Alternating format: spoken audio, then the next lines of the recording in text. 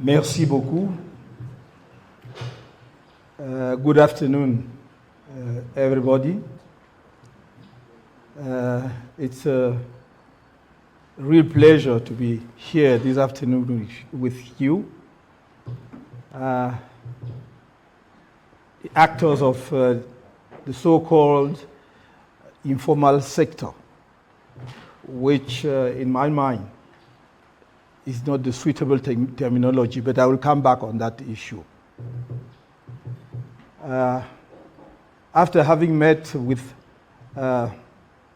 some other sectors of our nation, be it health sector, education sector, part of the economic sector, I thought it wise to come now to meet with you, to exchange with you on your daily work, your daily difficulties, and how you manage to tackle them. What can be done to improve the situation? My conviction being that we will always succeed when we work together.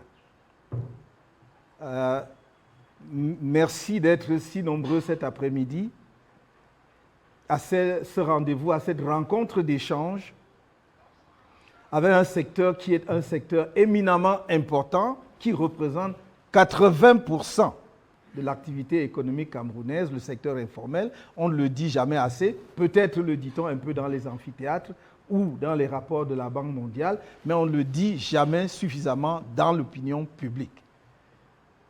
C'est dire combien, effectivement, ce secteur dit informel est important pour la construction de l'avenir économique et, je dirais, tout simplement du développement du Cameroun. My people, una come good.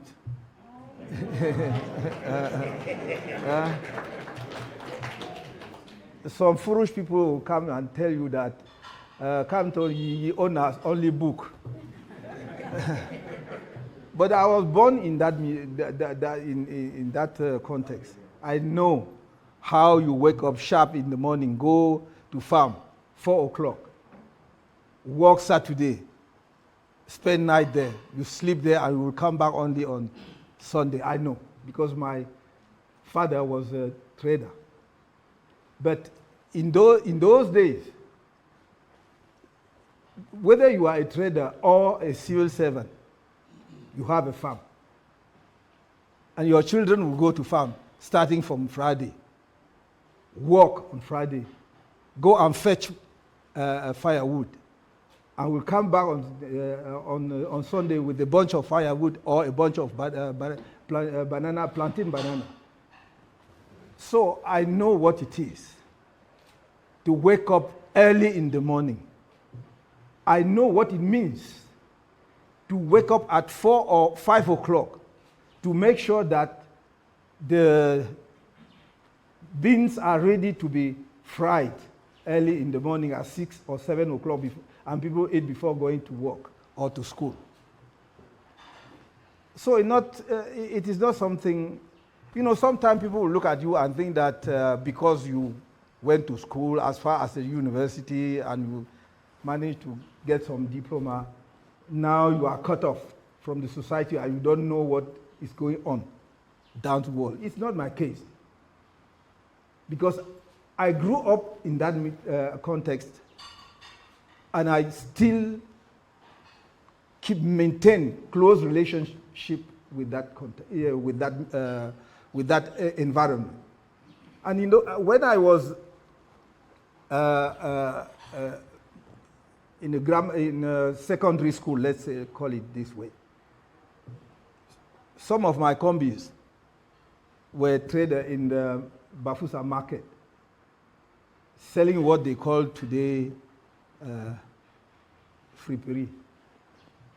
And I used to go and help them, because if you want to manage to get some money to go to the cinema on Saturday, Sunday, try your own.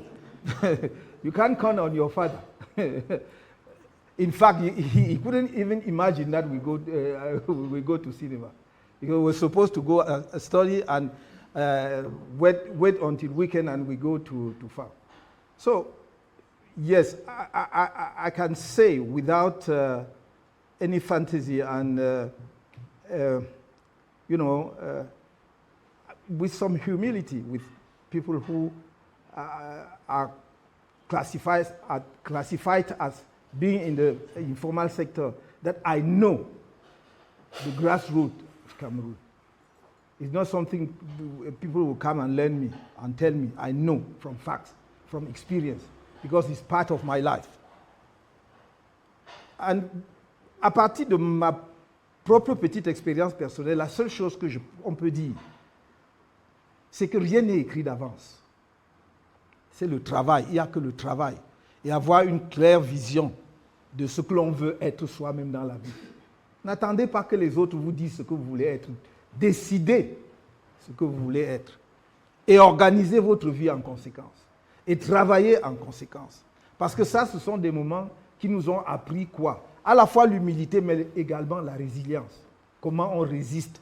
Comment on résiste à l'adversité, à la difficulté? Comment on fait pour gagner? Peut-être pas beaucoup, mais ce qu'il faut pour survivre. Donc, le secteur informel représente une part déterminante de notre économie. Et ce que je voudrais que nous partagions cet après-midi, c'est les quelques idées que nous avons sur ce secteur. Je dis les quelques parce que j'estime toujours que les acteurs directs d'un secteur sont plus au fait, mieux outillés, plus au courant des difficultés de ce secteur et des solutions qu'on peut apporter à la résolution de leurs problèmes que tout dirigeant, quel que soit le niveau où il se situe, quelles que soient les belles idées qu'il peut avoir.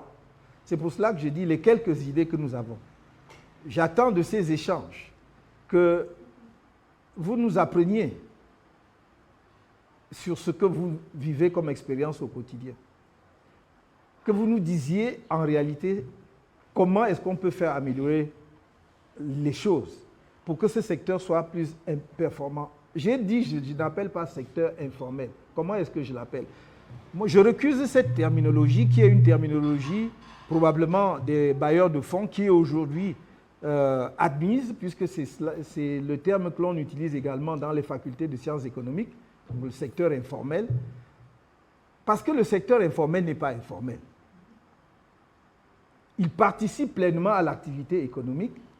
Et comment voulez-vous appeler un agent économique qui est taxé, c'est-à-dire on lui prélève une taxe, que ce soit la municipalité ou autre?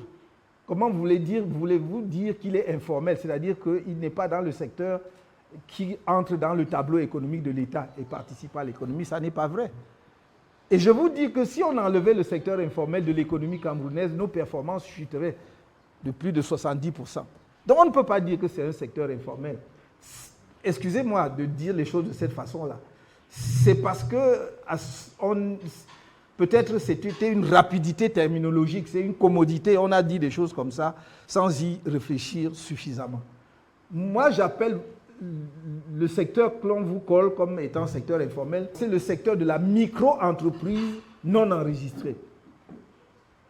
C'est le secteur de la micro-entreprise non enregistrée ou non identifiée ou sans identification si vous voulez. Pourquoi? Parce que certains acteurs de ce secteur, leurs activités ne font pas l'objet d'un identifiant unique. Donc on va dire qu'ils ne rentrent pas dans le stock de la liste des entreprises de l'État. Ou il n'est pas enregistré, c'est-à-dire il n'est pas au registre du commerce, etc. Mais il participe à l'activité économique. Parce que le moindre emplacement que vous prenez, même sur le trottoir, même la maman qui vend les tomates ou qui grille le plantain ou le maïs paye 100 francs à la mairie pour occuper cet emplacement. Mais comment pouvez-vous dire qu'il est informel? Non, il est formel, sauf qu'il n'est pas enregistré ou il n'est pas identifié par rapport au registre habituel. Une fois que j'ai dit cela, je voudrais organiser mon propos donc préliminaire ou liminaire, si l'on préfère, à nos échanges de cet après-midi ou cette fin de journée, autour de 3 grandes idées. La première idée, c'est ce que j'appellerais le rapport des acteurs du secteur des micro-entreprises non identifiées avec l'administration, les conditions de travail, l'environnement de travail et le rapport avec les autorités publiques, qu'elles soient administratives ou municipales. Le deuxième point majeur va être l'accès au financement. Le troisième point va être la formation. Et le quatrième et dernier point va être la protection sociale, notamment la protection en matière de santé. Parce que, j'y reviendrai, on se comporte souvent, lorsqu'on débat de ces questions-là, comme si cette protection-là n'intéressait que soit les agents publics, soit les acteurs du privé qui sont dans les entreprises enregistrées. Or, nous disons que 80% de l'économie repose sur le secteur informel. Comment est-ce que les agents de ce secteur peuvent ne pas bénéficier de toute la protection qu'offre la société, notamment, par exemple, en matière de santé? Voilà les 4 points donc que je voudrais exposer brièvement. Donc, le premier point, c'est l'environnement de travail et les rapports avec les autorités publiques administratives, c'est-à-dire l'État, enfin, autorités étatiques ou collectivités locales, notamment les communes. Environnement de travail, nous savons que, sans doute plus encore que d'autres secteurs, vous travaillez dans un environnement qui est essentiellement précaire. Je me souviens toujours, je vais raconter l'anecdote. J'ai posé la question un jour, il y a au moins environ 6 ou 7 ans de cela. 7 ans, parce que c'était avant 2018 ou en 2018. À un des jeunes qui vendent sur l'avenue Kennedy. Et je lui ai dit, mais pourquoi on vous chasse tout le temps et vous revenez toujours? Et il me dit non, ce n'est pas qu'on veut être têtu. En réalité, c'est simple. Si l'on veut que tous les vendeurs d'appareils téléphoniques ou en tout cas du type d'appareil que nous vendons ici quittent l'avenue Kennedy, il faut désigner un endroit où tout le monde va. Parce que si vous faites partie quelques personnes et vous laissez d'autres ici, eux ils ont le business, nous on n'a pas. Donc les gens vont venir acheter chez eux, ils ne viendront pas. Mais si on met tout le monde, exagérons, même si on met tout le monde même en Bangomo, on saura que le marché de telles choses c'est en Bangomo. Donc tout le monde ira acheter là-bas. Donc c'est ça qui doit guider notre réflexion. Il faut travailler donc avec les acteurs. Si moi je ne lui avais pas posé la question, je ne l'aurais jamais su. J'aurais pensé que c'est seulement des gens qui sont têtus, ils ne veulent pas obéir aux lois, la mairie leur donne des préavis, ils ne respectent pas, alors que le fond du problème est ailleurs. Et ceci est tellement sensé et logique. Parce que si vous avez un bon emplacement, où l'on chasse certaines personnes et garde d'autres, en fait vous créez la distorsion. La concurrence n'est plus loyale. Vous donnez des avantages à certains et pas à d'autres. Donc je suis parti de là pour dire que cet environnement doit être organisé. Parce que quand on parle du secteur informel, moi j'ai vu le secteur informel dans d'autres pays, pas forcément des pays développés, mais des pays en développement. J'ai vu cela en Afrique du Nord, notamment dans un pays comme le Maroc. J'ai vu au Brésil et autres. Vous arrivez au Brésil, par exemple, prenons ce que nous appelons ici chez nous des restaurants de rue, les tournes d'eau. Au lieu que ce soit partout, à tous les carrefours, chez eux, ils ont, on va dire, comme des sortes de marchés, où vous voyez, donc chacun a son box, prépare sa nourriture. Je suis là, ce n'est pas plus grand que ça. Ceci peut même être divisé entre 2 personnes. Mais tout le monde, lorsqu'il y a pause, va manger là-bas. Tout le monde va manger là-bas. Avec l'avantage que les gens étant au même endroit, les conditions en fait de travail peuvent être améliorées facilement. Parce que si vous voulez, par exemple, pour l'alimentation de rue, maintenir un niveau d'hygiène, il faut qu'il y ait de l'eau. Donc comme tout le monde est concentré au même endroit, on peut faire une adduction d'eau facilement.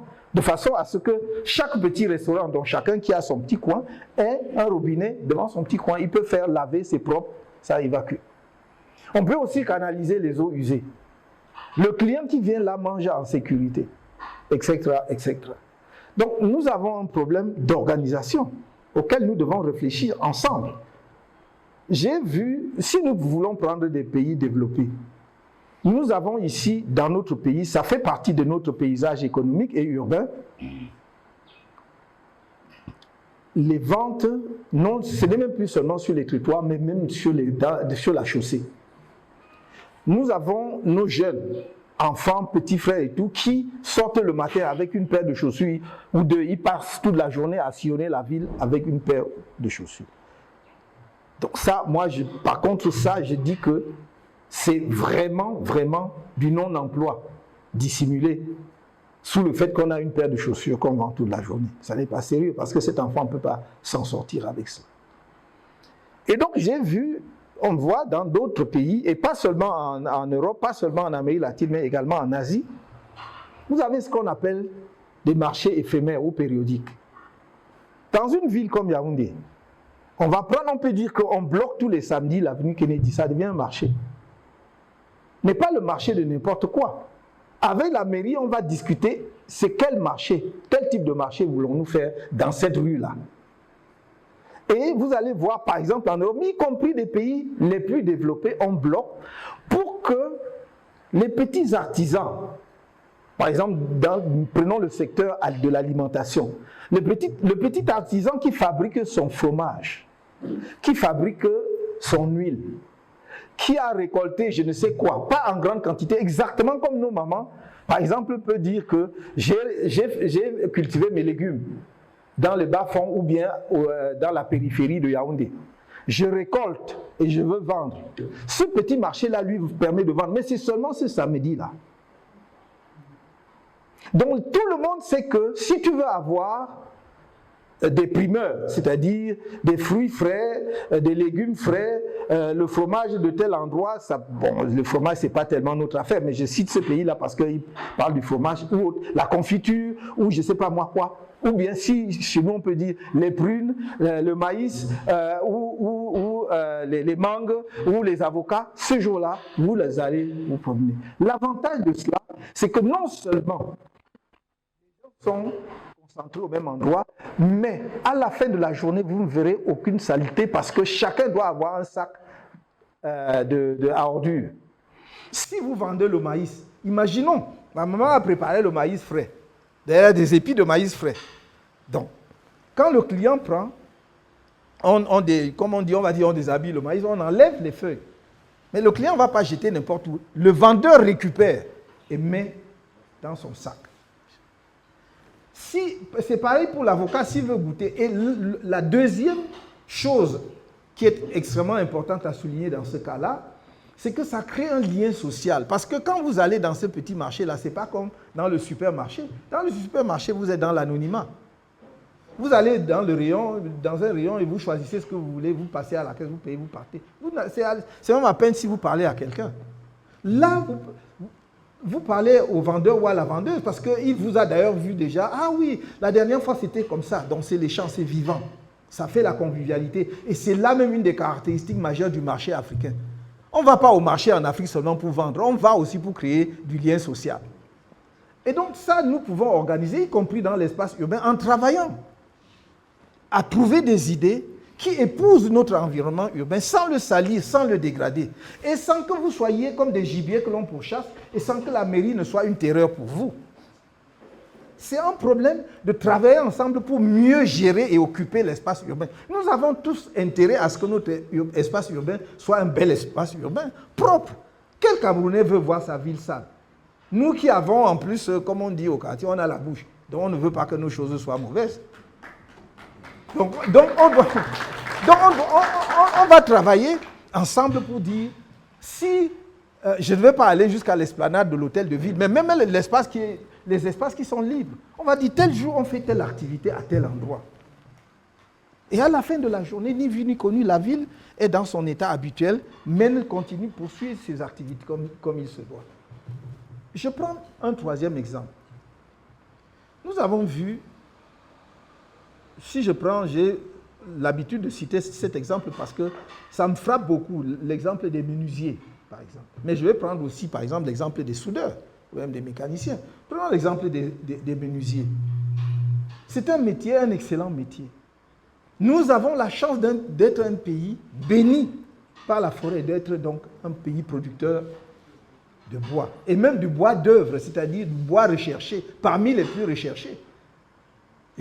Même si vous ne voulez pas vendre ça localement parce que c'est hors de prix pour nous les pauvres Camerounais, mais il y a d'autres variétés de bois dans la forêt camerounaise qui est à notre portée, qu'on n'exploite même pas. Parce que quand on va chercher le Boubinga ou le Doucier ou le je sais pas moi, le l'Iroko ou bien l'ébène, on détruit tous les autres arbres qui sont autour parce que c'est seulement ça qu'on voit, parce que c'est précieux sur le marché international. Mais on oublie qu'en arrivant là, on a déjà détruit pas mal de bois, le bois blanc léger, mais qui sert aussi à fabriquer d'autres choses de valeur.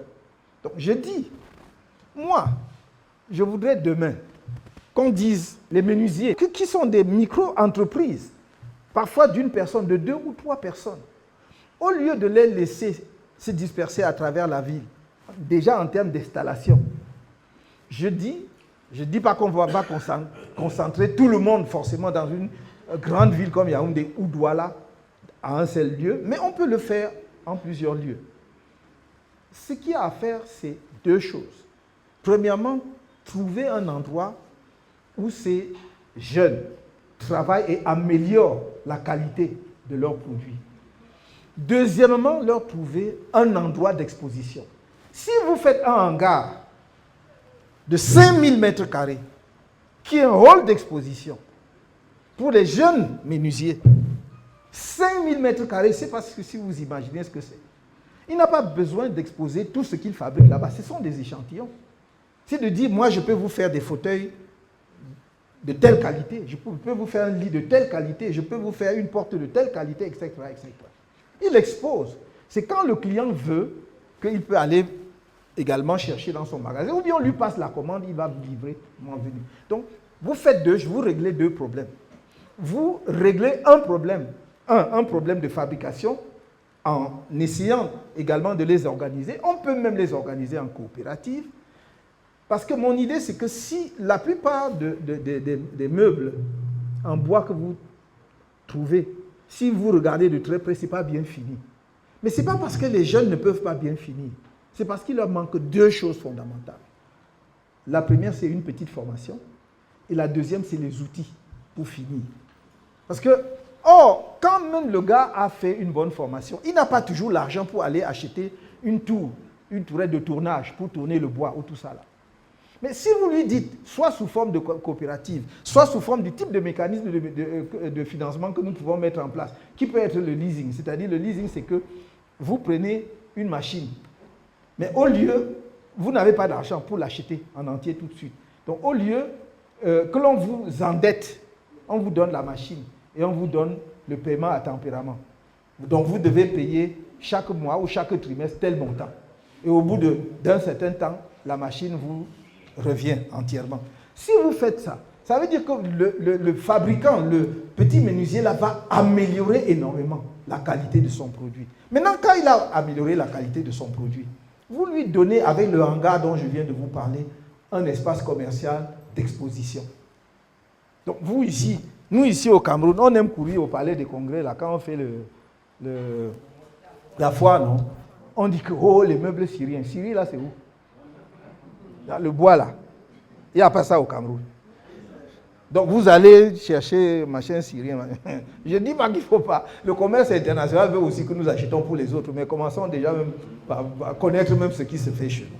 Donc nous avons un problème, effectivement, de réflexion et d'organisation. Et c'est pour cela que j'ai dit, si nous procédons de la sorte, une fois qu'on organise cette filière-là, moi, si demain, vous me faites l'honneur de me mettre en capacité de conduire les affaires de ce pays, je vous dis ceci, la commande publique pour tout ce qui est mobilier de bureau dans les administrations sera passée à ces jeunes.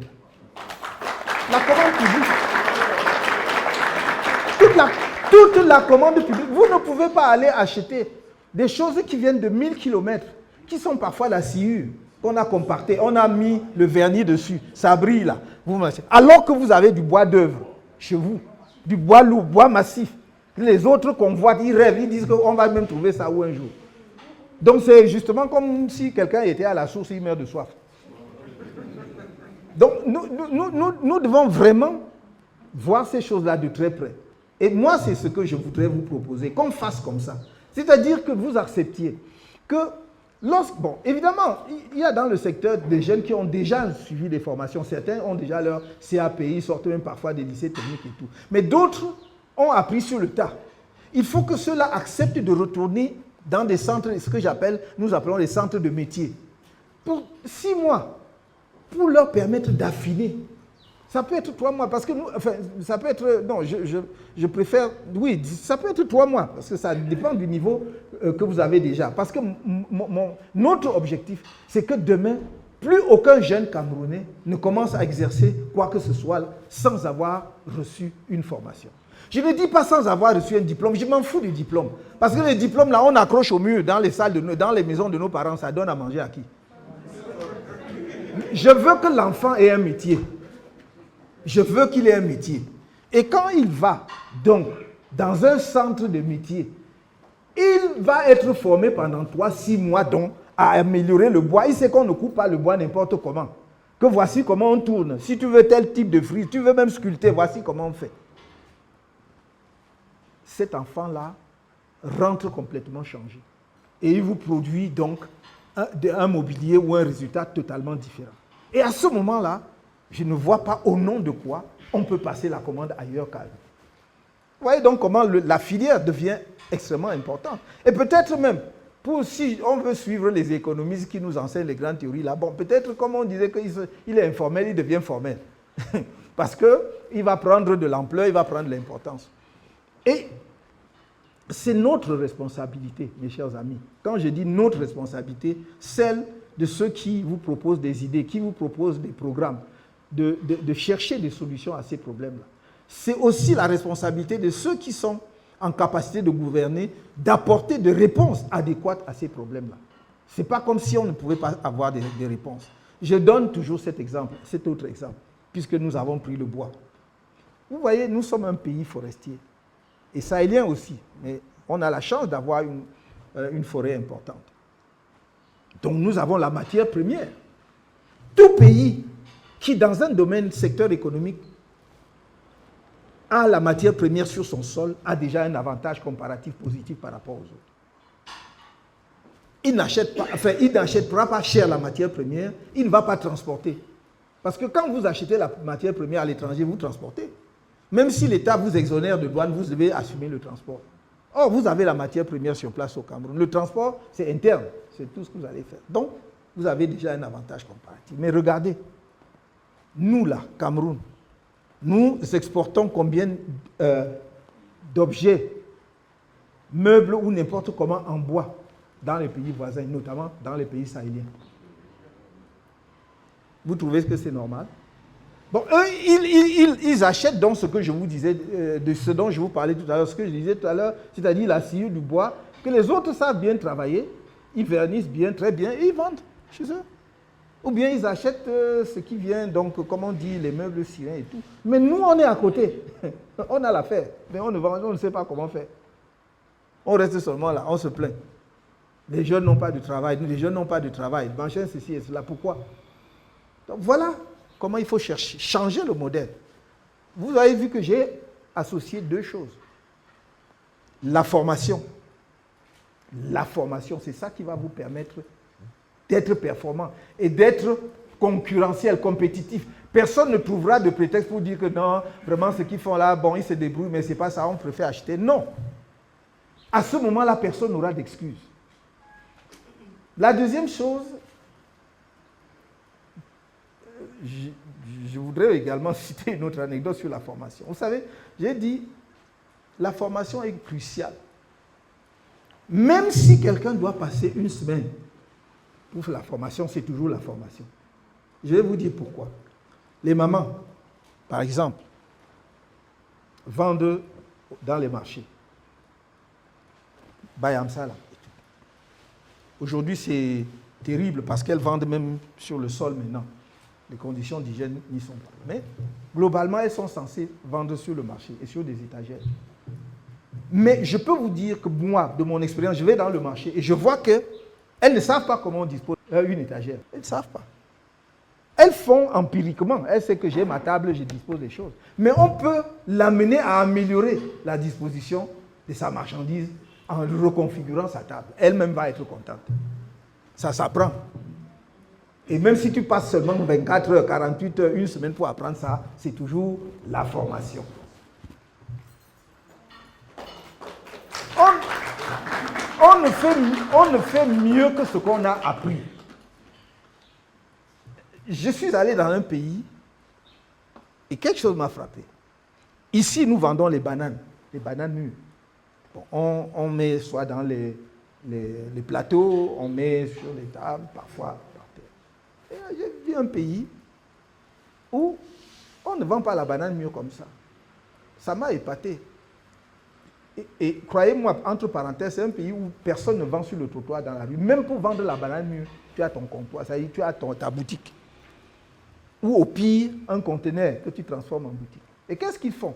Dedans, ils attachent des fils, ils accrochent la banane là-dessus. Ils ne posent pas la banane. Est-ce que vous voyez la différence que ça fait? Non, ça fait une sacrée différence. Quand vous posez la banane, les doigts qui sont en bas là se gâtent vite. C'est pas ça? Vous voyez donc déjà la différence. Donc, même si c'était 1 heure de formation, n'est-ce pas? Je vous ai formé en 1 heure. Bon, voilà. Donc, il faut toujours apprendre. Ne dites pas, n'apprenons pas pour avoir les diplômes, machin. Même si c'est 1 heure, apprenons. Donc, il fait ça. Toi-même, tu viens, tu vois la banane, c'est nickel, c'est là. Accroché. Et en plus, ça expose mieux. Tu vois mieux la banane et tout.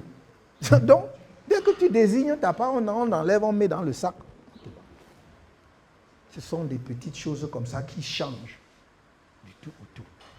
Et la dernière chose que je voudrais citer, c'est le personnel que vous utilisez, nous utilisons, beaucoup d'entre vous qui faites le commerce, par exemple, tu as ta petite boutique ou de machin, nous faisons.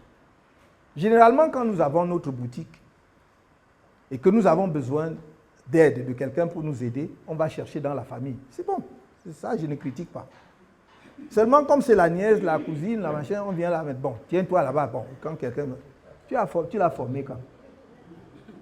Tu ne l'as pas formé. Il faut la former. Et regardez la différence, je vais donner un exemple, la différence qu'il y a entre un personnel formé et un personnel non formé. Je cite toujours ceci pour amuser les Camerounais. Je dis que quand tu vas dans un magasin en Europe là-bas, dès que tu franchis le seuil, la vendeuse te sourit jusque-là. Et comme les Camerounais sont chap-chap là, ils croient que c'est pour lui. Non, c'est l'argent là, on veut que tu achètes quelque chose. Parce que c'est avec ça qu'on lui paye son salaire à la fin du mois. Donc c'est ça. Non, make erreur. Donc, on veut que tu achètes. Donc si tu n'apprends pas à ta nièce, à ta cousine, à ton mec, qu'il faut bien accueillir le client, ça ne veut pas dire qu'il faut lui sauter au cou. Ne confonds pas les choses. Sois bien accueillant, sois poli avec le client pour qu'il achète. Peut-être qu'il était même venu seulement pour acheter une chose. Tu es tellement poli qu'il va acheter une deuxième. C'est comme ça. Mais ça aussi, c'est toujours la formation. Vous voyez donc, tout passe par la formation. C'est pour cela que nous mettons un accent particulier sur ce que nous appelons les centres de métiers. Il y aura des centres de métiers dans chaque arrondissement du Cameroun. Centres de métiers. Parce que vous aurez des gens qui auront besoin, comme je l'ai dit tout à l'heure, peut-être même seulement de 30 jours de formation. D'autres de 6 mois. D'autres de 18 mois. D'autres maximum, on va dire, jusqu'à 24 mois. Parce qu'au-delà de 24 mois, il faut que tu retournes dans le système classique. Dans le circuit classique, tu as diplôme. Mais nous savons très bien que le secteur informel, c'est aussi un secteur, ce qu'on appelle secteur informel, c'est aussi un secteur de passage. C'est-à-dire que beaucoup de jeunes Camerounais sont dans ce secteur en attendant mieux. Ils se cherchent, comme on dit. Et ils ne sont pas condamnés à rester là éternellement.